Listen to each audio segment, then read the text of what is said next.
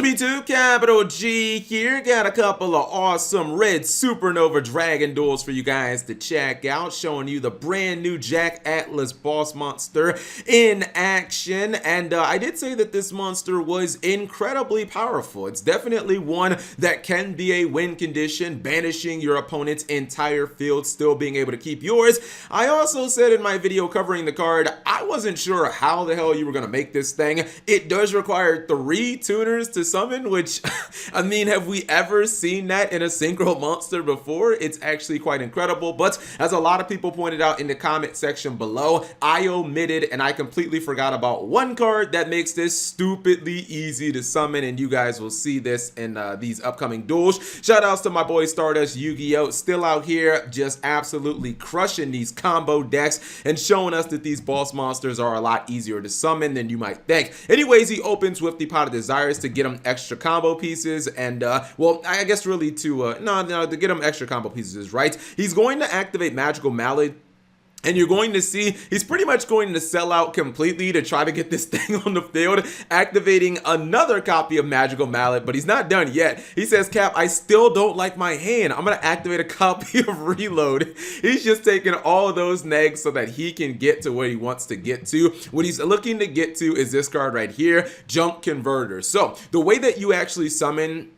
your Supernova Dragon is with Junk Speeder, and the easiest way to kind of drop Junk Speeder is pretty much using this card. Junk Converter, once you resolve the effect, you pretty much are guaranteed to get to Junk Speeder, assuming that your opponent doesn't have like an Ash Blossom or something like this. This card can kind of discard itself, and then it can discard a tuner, and it searches you Junk Synchron from your deck. Now that's important because you normal summon Junk Synchron, and then it will summon the converter. It'll summon the converter right from the graveyard to the field, and that's all you need for Junk Speeder. So as long as you resolve the effect of Converter, you're pretty much guaranteed to be able to get to the Junk Speeder. And the great thing about Converter is it can summon the Junk Speeder back from the graveyard onto your field. Now obviously this is the type of deck where you got to build this entire deck around being able to summon Junk Speeder, but once you get Junk Speeder on field, you can just summon like 1 billion tuners from your deck, and that's pretty nice. I've always thought this card was kind of nuts. You do of course have to run a bunch of like little kind of low bricky tuners, but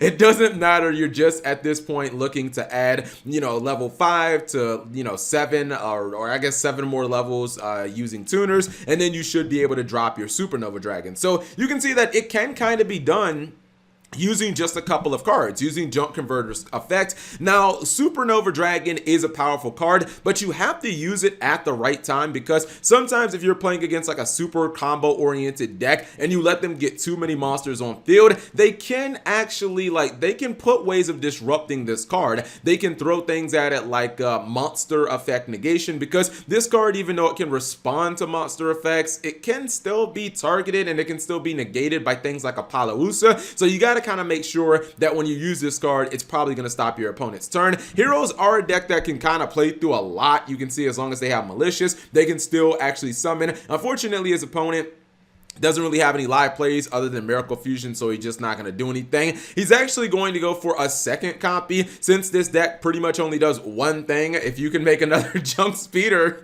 just go for another copy of Supernova Dragon, and now you can use the effect multiple times. Do not forget, when it comes to this card, the effect to banish your opponent's field by banishing this card is not a hard once per turn. You can activate that card effect as many times as you want in a turn. Generally speaking, Konami didn't need to make it a hard once per turn because it does banish itself, but if it does get negated by something like a Palausa or something like Broly Savage Dragon, you can activate it later in the turn. So you guys can see now these big boys are currently sitting at almost 8,000 attack themselves. I have noticed that this card, and I talked about it in my video, sometimes you can have problems kind of like closing out the game, because as he kind of nukes his opponent's board, he does lose out on his win condition, and it doesn't summon itself until your next end phase, which to me, that's like, it's kind of lame. I don't like that. I wish it summoned itself back during your end phase, because, or excuse me, during the current end phase in which it banished itself, because you would see that he'd be able to end the duel pretty easily, but he's not getting those Supernova Dragons back until the next end phase. So that kind of sucks. It means you can't really do damage with the card. He's going to go into Junk Speeder for a third time in a row. That is,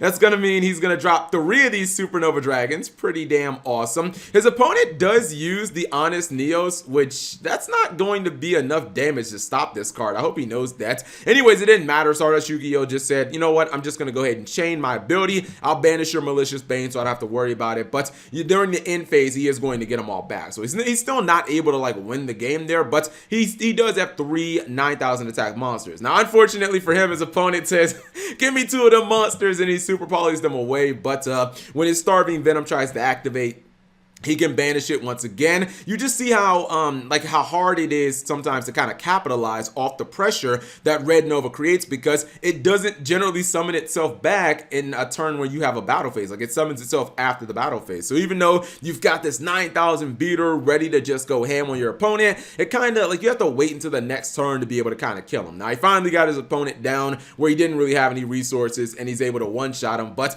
you can kind of see how it should be easier when you can summon 3 of these things in consecutive turns. Like, you would imagine after nuking your opponent's field that many times, like, you'd be able to just win the game. But it kind of reminds me a little bit of what's that archetype, Element Sabers, how when you use the field spell you don't get a battle phase for the next turn. It's kind of similar to that. Anyways, the second duel is going to show you one of the small drawbacks of the card. And again, it's all about using the card effectively at the right time. It's a little similar to Nibiru. So you can see he already opened up with Junk Converter. Speaking of Nibiru, it will absolutely destroy this deck. As far as I know, there's really not a way to play around it, because Junk Speeder alone summons like, what, 3 monsters, 4 monsters from the deck. And that card's enough pretty much to resolve a Nibiru by itself. You can actually, you can put yourself in a position where if you're opponent doesn't use Supernova Dragon at the right time, they can kind of like end up screwing up and missing their timing. It's almost identical to Nibiru, where you're waiting for the opportune time, but if your opponent drops a Palausa on you, it's kind of like you miss your opportunity to use it. So you can see right here, his opponent is, I think the right number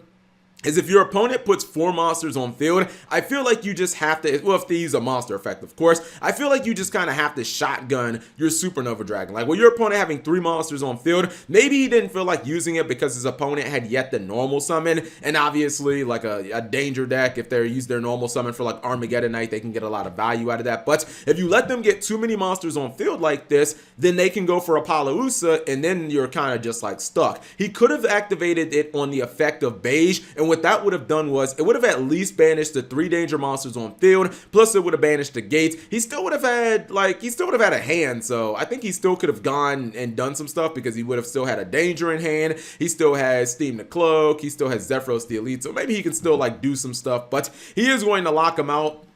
He's going to use a Palausa. Actually, he could have just used it again. Once he goes into a Palausa, the Supernova Dragon is kind of locked down, because a Palausa can negate it. Now, Supernova Dragon can keep trying to activate, but a Palausa can negate, obviously, a bunch of different times. So sometimes, if you wait too long, then your Supernova Dragon will kind of get boned. And he can go for something like Brawls for a Dragon here, put it in defense mode, can't respond to that, attack over it, and basically, it's a GG no re. When he does try to activate the effect, the Palausa says, you should have already used your effect before I hit the field, and that is pretty much going to be a GG no re. This was actually pretty dope, right?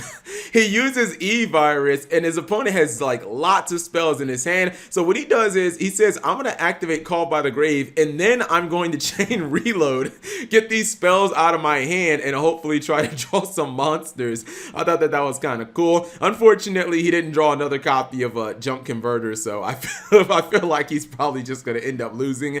I don't think that he's going to actually have like a way, especially when his opponent ended up top decking the beginning of the end. He should be able to at least make a pretty decent board, and I think Stardust Yu-Gi-Oh just saw the writing on the wall, and he ended up scooping it up. So that was a couple of interesting duels, showing you guys the pros and the cons, and really more or less how easy it is to actually summon the card. I really never thought that you'd be able to summon it just with 2 cards, but them be I guess those are the plays of synchro players. Anyways, let's pause for 1 quick second and check out the deck. You know what? We don't need to pause. I think I have the deck already loaded up. Let me just go into my deck. Yep, there it is right here. So yeah, this looks almost identical If you guys ever saw some of the early junk speeder decks, the junk speeder decks that revolve around like using Cyframe Lord Omega against your opponent over and over and over again with like DDR, it's pretty much kind of like the same engine. Because this is a deck with no backup option, you are completely selling out to drop your Supernova Dragon. We saw that in the first duel where he activated Desires into double Magical Mallet into Reload. Obviously these are old cards, no hard once per turns, but you need to sell out to get the junk converter, or you need to get this damn thing in the graveyard and then also like have your junk synchron. If you don't actually use those cards, you're probably just not going to win. You do have to run a lot of these tuner monsters because these are going to be summoned from junk speeder, but as you also saw in the duel, you can resolve junk speeder multiple times. It's kind of these type of decks that really make me wish that we had Pot of Avarice in the TCG, because this is like the type of deck that's just begging for Pot of Avarice to be used. Obviously, you're going to run stuff like, Called by the Grave to just stop with hand traps. Thank goodness we don't have Max C in the TCG, because a deck like this, between Max C and Nibiru, like, I just don't think that you'd have any chance of being able to resolve this. 3 Pot of Desires is going to ensure that your turn ones are going to give you as many cards to work with as possible, and then the other cards are just generic draw cards, filler cards, cards that put stuff in the graveyard. I don't even really know if you, actually, yeah, Ash Blossom makes the most sense here. I was looking at Ash Blossom and Veiler and thinking, are these the most effective hand traps? But the reason I think you're running these over something like Nibiru or Fantastical Dragon Phantasme is if you're going second, obviously they just disrupt your opponent. However, if you're going first, then you just discard them for junk converter, because you're not going to get much value out of an effect Veiler going first in a combo deck. If you don't get the junk converter, you're already going to lose anyway. So yeah, it's an interesting deck, turboing out these Red Nova Dragons, and a lot easier than I thought. Anyways, hopefully you guys enjoyed the duels. If you did, give the video a thumbs up. Thank you guys for watching. As always, subscribe if you have not already, and turn on that notification bell for daily videos.